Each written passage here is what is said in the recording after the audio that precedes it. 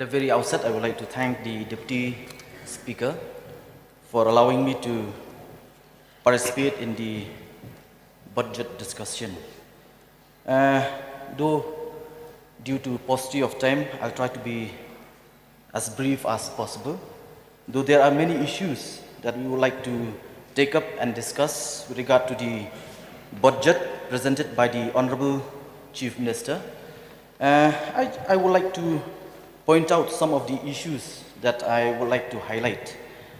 First and foremost, with regard to the Health Department, I will request the government of the day to kindly look into the improvement of infrastructure and at the same time manpower.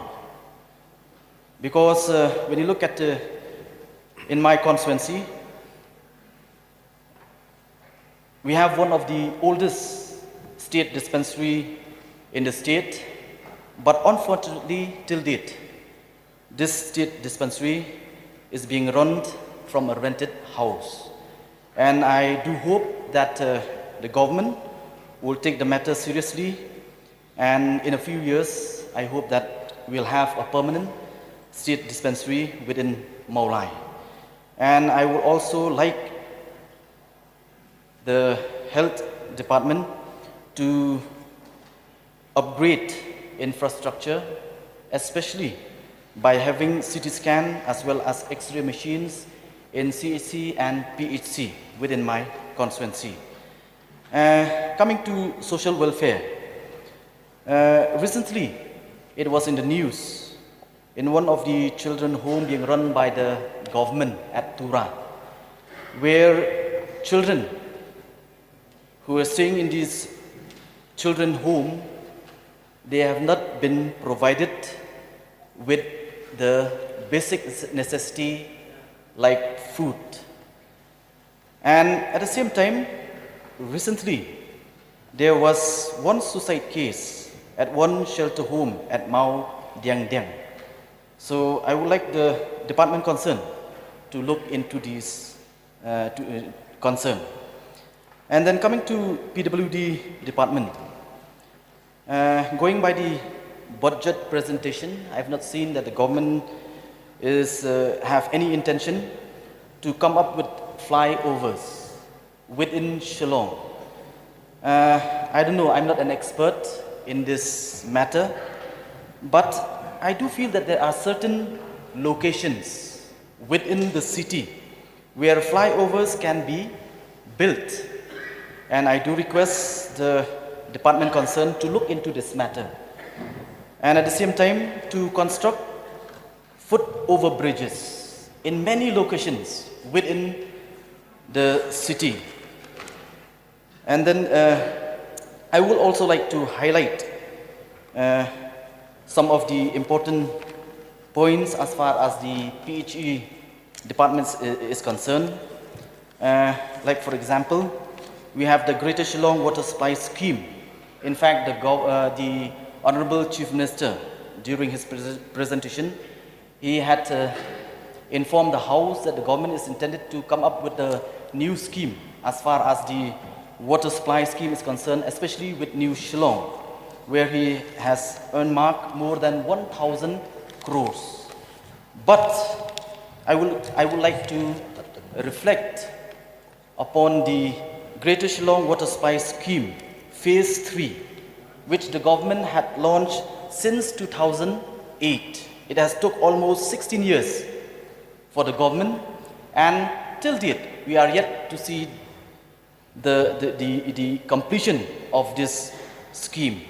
So therefore, this is very important, and especially in my constituency, Maulai, where there is water scarcity. And I do hope that if this scheme is being taken seriously and try to complete as early as possible, it will be a relief to all the residents of Shillong.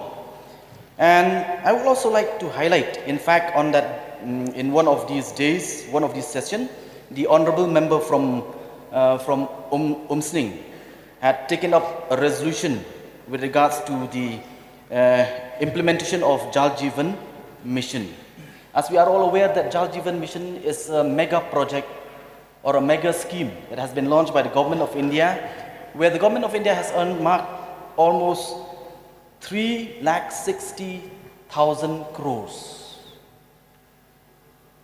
But then, when you look at the implementation of the... Member, please try to wind up. Yes, sir.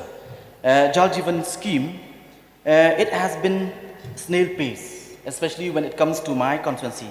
And I really took a strong exception because the PHE minister on that day, while replying to the resolution and to some of the issues that has been brought by the honorable member, where he said that me as local MLA have been sidelined by the PHE minister, where he said that I have not come forward.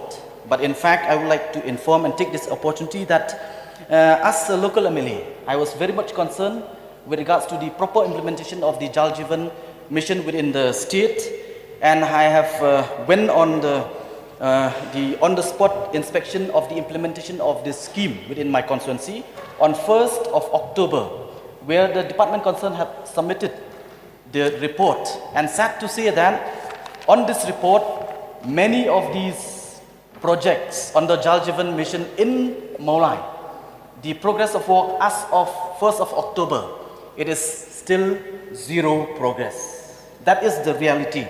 Unfortunately, when the PHE minister called for a meeting through his... Kindly wind up. He had sent a notice on the 27th of October, where the honorable minister had desires to hold a meeting on the 1st of October in his office to discuss matter relating to water supply issues in Maulai. I was left out. I was left out of this meeting, though I was the one asking PHE officials to convene for a meeting of all stakeholders. Please. So therefore, though I have so many to say, but because of paucity of time, I would like to resume my seat and do hope that the government henceforth will take all MLA's local representative into consideration while dealing with any schemes within the constituency. Thank you. I'll be raising issues, drawing the attention of the government, pertaining to very important, crucial issues confronting the state and all of us, Mr. Deputy Speaker, sir. Let me take this privilege, and I would like to profusely thank you in the first instance for indicating a reasonable period of time which is considered. I will utilize the time effectively, Mr. Speaker, sir. Now, when we look at the budget, usually in the preceding years, we always talk about imposition of new taxes, levy of new taxes. Of course, with the whole adoption of GST, we don't have that. But we need to remind ourselves as to what is happening across the country. How the GST, councils are actually deciding on number of taxes which are being imposed and which are not being brought to the notice of this House. Mr. Deputy Speaker, sir, today I think people are trying to utilize whatever resources, scarce resources they have. The whole concept of roti, kapra or makan governs the decision of every household. So people who are capable of sparing certain amount of money, they have at least looked out for affordable housing. We're grateful to Government of India that PMAY has, on the basis of the request of the state governments, we have done away with the BPL list. All the households are eligible. But there's a point. One is the serials. The serial number of beneficiaries should not be jumped. That is illegal. That is favoritism. That is what is happening as per whatever inputs we receive. Another thing is that the quantum of taxes on the cement, 28%. Every poor family who are yet to have respectable dwelling houses will be investing for having a respectable dwelling house. Are we prioritizing the items when we decide upon the taxes? So I would like to, through you, Mr. Deputy Speaker, sir, because today with the involvement of the Union Ministry of Finance and all the states, we decide upon the GST. There's a robust mechanism, but we must put our points very clear as to where the tax should be reasonably increased or reasonably decreased. So this is one point I would like to bring to the notice. I can see that government is indicating, okay, the total receipt is such a huge amount of revenue receipts, capital receipts, but these resources are coming from the taxes that we are paying. And taxes are increasing every day on a regular basis without us being able to actually know.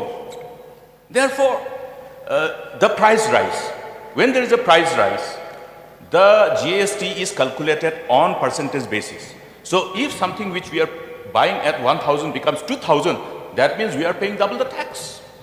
So therefore, these revenue receipts are bound to increase. This is coming from my pocket, the pocket of the common man, from everybody, from the poor family. So therefore, to indicate that, okay, we have been efficient in really realizing the revenue and therefore our revenue receipts, capital receipts are increasing exponentially is at the cost of the taxes that we are paying. We are made to. Therefore, it is our job to protect and defend the common man. I would urge the government to be really seize of this issue and at least put our foot down when taxes are being discussed.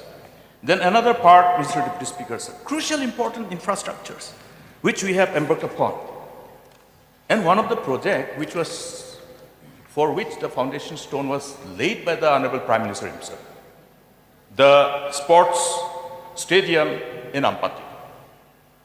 It's a dishonor to the office of the Honorable Prime Minister not to complete the project. 22 acres of land has been provided for this program. The scheme funded by Government of India. What is the problem? Why is this problem? Have the government not realized the importance of respecting the office of the PM? Therefore, sir, I would like to draw the attention of the government to look at all those pending programs, medical colleges, engineering colleges, professional colleges, where we embarked upon this Science and Commerce College under the RUSA program, all funded by Government of India. Also, operationalize the state university, which the government has proposed to amend in terms of the name, from technical university to university, so that our colleges have the privilege of affiliating to our own university, our own baby. So, Mr. Deputy Speaker, sir, I hope the government will take cognizance of this issue. Look at the number of students who are compelled to pursue their education outside the state, and even within the state in private universities, self-financed private universities. Expenditure being incurred to pursue all the higher educations are becoming higher and higher. Therefore, state has to, at least in terms of few courses, professional courses, commerce and science, B.Ed, all these things should be within the government's institutions. Mr. Deputy Speaker, sir, another important thing we discussed about Meghalaya Integrated Transport Program. This program was considered based on various other factors. Number one, which revolves around Human Development Index. We have huge challenge pertaining to Human Development Index, even as a nation. Therefore, these collective factors determining our Human Development Index was taken into consideration. Therefore, access to healthcare for the mother and the children, for the vulnerable groups, including the empowerment of women, economic empowerment. I remember when we had a meeting, the officer from World Bank was in charge of the whole Asia in respect of transport, had a beautiful, exhaustive meeting. And the first point that was the prevailing factor was the economic empowerment of women. They were really amazed that yes, state government has embarked upon one aspect of empowering the women. And also the MHIS, the health, universal coverage of your insurance for health. Therefore, some of the important interventions which are beyond the road and also the road. I would like to suggest, Mr. Deputy Speaker, sir, which is crucial for the people of Garos. In 2014, I remember on the that was on the 22nd of September, when we had a massive flood. The road towards Tura was completely dislocated. ratio to Tura. So there is an alternative, Honorable Deputy Speaker, sir, which goes through your constituency from Gabal to your ratio. This is an alternative road which should be taken up under MIT. We already have gone through this whole problem of getting our transport dislocated in as far as the national highway connecting Paikan to Tura is concerned. So this alternative, including that road which we just referred to during the question hour, that road which navigates through the boundary of Meghalaya, connecting Damra and Mendipathar. This should be taken up. And another road which was considered very important, we had the railway station in Mendipathar. Let these trucks which are navigating through Rongjang Dainadubi Road be facilitated to come to the Mendipathar railway station. That will help us in multiple ways. The amplification in economic growth will be probably difficult to quantify. So I would like to urge upon the government to take note of this crucial infrastructure, utilize this resource which is available now. And another thing, Mr. Deputy Speaker, sir, I am perturbed to see how the intent of the government is to more than double the income of the farmers. But at the end of the day, what is the reality? The reality is, last year, how much was the price of the turmeric?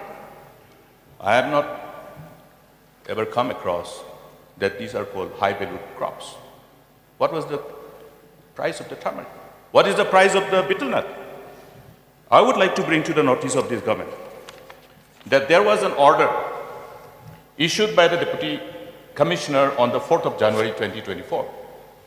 The letter is self-explanatory. The letter talks about regarding illegal importation of high-quality dried betel nut, supari, from Bangladesh through different networks, through international border. Therefore, the Deputy Commissioner, Resu Belpara, North Garwins, have ordered an inquiry, whereby additional district magistrate Nipun Hajong was entrusted with the inquiry. But what has happened? This notification was issued, then subsequently another order was issued by the Deputy Commissioner. This is on 5th January. This is again pertaining to the transportation of coal, which is completely in deviation of the legal procedure. Therefore,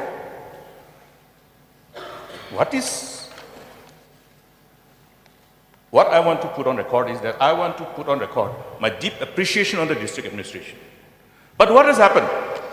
The government was very efficient and smooth in protecting whomever they are protecting. Next day, the transfer order has come out. The transfer order dated 5th January 2024, number personal 36/2011/private 6, part 6 rather, /part 6/76, where the concerned Deputy Commissioner has been transferred.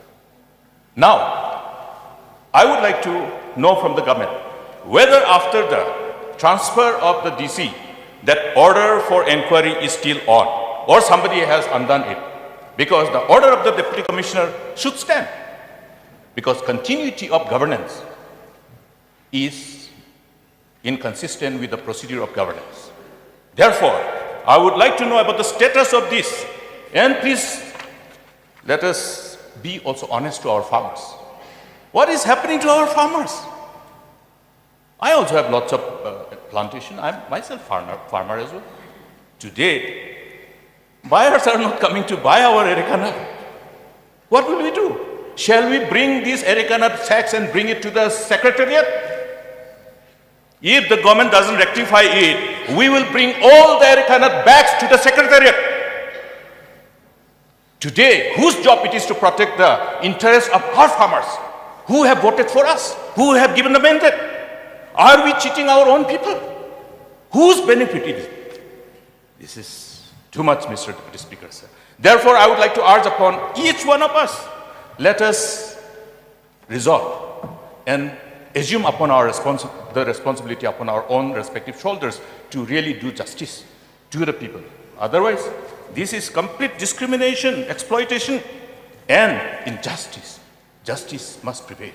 Mr. Deputy Speaker, sir, further, I received one distressing representation from the HYC, which revolves around one incident on the 24th of this month, where the NGOs have tried to bring to the notice of the police, Peninsula, about the illegal transportation of buffaloes. And what has happened was quite astonishing. Instead of police acting on the proposed complaint, they were manhandled. I want an inquiry on this. How is it the citizens who are approaching and bringing, the messengers are being fired? Therefore, Mr. Deputy Speaker, something which is seriously wrong is happening. Therefore, this speech, so beautifully crafted, Mr. Deputy Speaker, sir, what we mean must be spoken. Because we remember politicians saying, yes, I said, but I didn't mean what I said. Let us not be. Because it is our job to protect the interests of the state. The state's interests, the jobs, the price rise, vacancies, government schools vacancies have arose because of retirement. And when I asked, did the government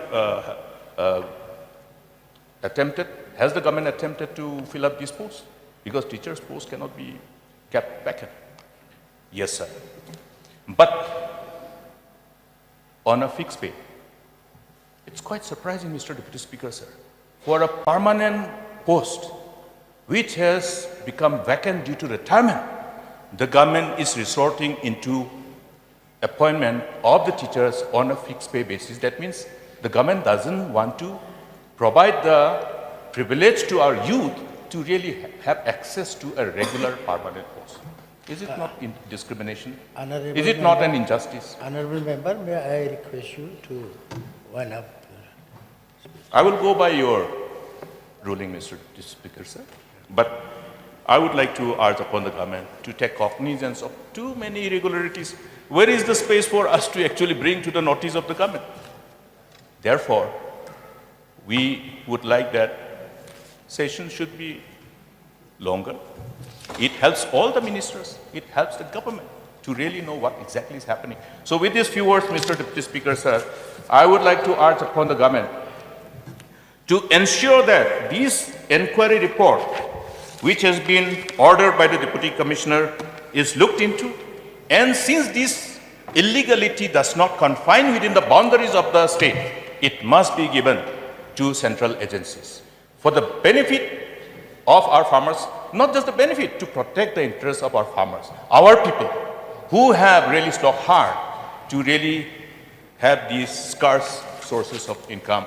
You have plenty of farmers. I have plenty of farmers. Our farmers have taken areca nut plantation as one of the main means of income. So I hope that we will all take cognizance of this serious deprivation of our farmers and resultant reduction of income of our farmers. With these few words, Mr. Deputy Speaker, sir, I hope the government will take cognizance of these points and do what is necessary as per law. Thank you, Mr. Deputy Thank you. Thank you, Mr. Speaker, sir. First and foremost, I'd like to appreciate our Honorable Chief Minister for presenting such a beautiful budget, which has increased drastically since 2018 into this very year. The budget this year has been earmarked for 27,072 crores, wherein revenue expenditure 19,653 crores and capital expenditure of 7,418 crores. So because of paucity of time, I'll just go through certain points. First, I'll start with healthcare. And Honorable Chief Minister has allocated 1,970 crores for 2024-25. And a priority has been given to the district civil hospitals as well as CHCs and PHCs in our state. So, but there are just a few situations wherein I'd like to highlight the needs and requirements of the healthcare. It's interesting that our civil hospitals have been prioritized Primarily speaking, because in the last couple of years, or maybe I should say in the last year, we have many people visiting us, coming and asking for a certain aid. When I ask them why, they will say that it's faster in the private hospitals. For instance, like a simple CT scan, a simple X-ray, is much faster in the private hospitals. So, seeing with this budget allocation, I am quite happy. That being in the urban area. Now looking back in the rural areas, there's a need to improve. And I should state that even my constituency, in the last 2 years, I have raised certain areas which needs a concern. For instance, I'll say that the Ayurvedic Center at Saikarap, which was constructed for many years, and we are still awaiting sanction till this very day. And I have met our Honorable Minister to discuss about this issue, and she has given assurance, and I'm hopeful that this year we will see the light of day where we'll inaugurate and sanction will be accorded in that very Ayush Center. So, and one more thing, in Majai, or I should say Bolaganj, when they asked for upgradation of sub-center into PHC, first thing they said was, we need land. Land was given, and till this very date, sir, it is still pending. And I think our government of the day will look into these matters, because these are areas of concern which needs immediate intervention. Now going with regional connectivity and border trade, our Honorable CM has stated that we have 7 LCS and 5 border huts. See, these border trades, these border areas, they generate a huge economy to the state as a whole. And I'm very thankful that new LCS has been proposed, and remaining 16 border huts are still pending with the government of India. And out of this, I think one is there in my constituency, which is at Hut Thangsngi in Umnyutmar. So I feel that not just LCS which is required, even the roads towards these border trades are a necessity. There's a proposal for the national highway from Umtangar till Bolaganj, and it's still pending with the government of India. And I think that if the government can pursue that, maybe we can see that this project is given and the requirement is settled with. And to boost the border trade, I think the government should also consider setting up of the ICP in Shela, which will help boost the economy so we can export not just minerals, we can export fruits, betel nut, spices and vegetables. So this will help boost the local economy and help the farmers in our very state. So, and one more thing with regards to the farmers' income, I'm very appreciative that our state government this year is promoting the orange waxing unit at Jirang. So this will help promote our farmers who are cultivating oranges, and I'm very happy that last year, with the help of our Honorable Minister, we could export around 2 tons of oranges from Mukul village in Dubai and in Bangalore. So this is a great help with the farmers as a whole. So tourism sector, this year I saw that 150 crores has been earmarked for tourism sector, especially the Meghalayan Age Experiential Center at Momlo. At the same time, I'm seeing that the government is branching out. Please wind up, please. So just 1 more minute, sir. Just 1 more minute. Because it's already 1 o'clock. There's 8 more speakers. 1 more minute, sir. So I'm happy that already 1 o'clock. The government is branching out in different areas. And one last thing, sir, with the border area development program. So last year, a couple of years we should get, and I think so in a couple of weeks ago, certain MLAs has met a chief minister in order to provide some sanction, especially in the border areas of our state. Because before we used to get these schemes, and last 2 years, this scheme has stopped, and hopefully, with the help of the government, we can get these schemes which are able to help the people residing in the border areas. So because of paucity of time, I'll write up my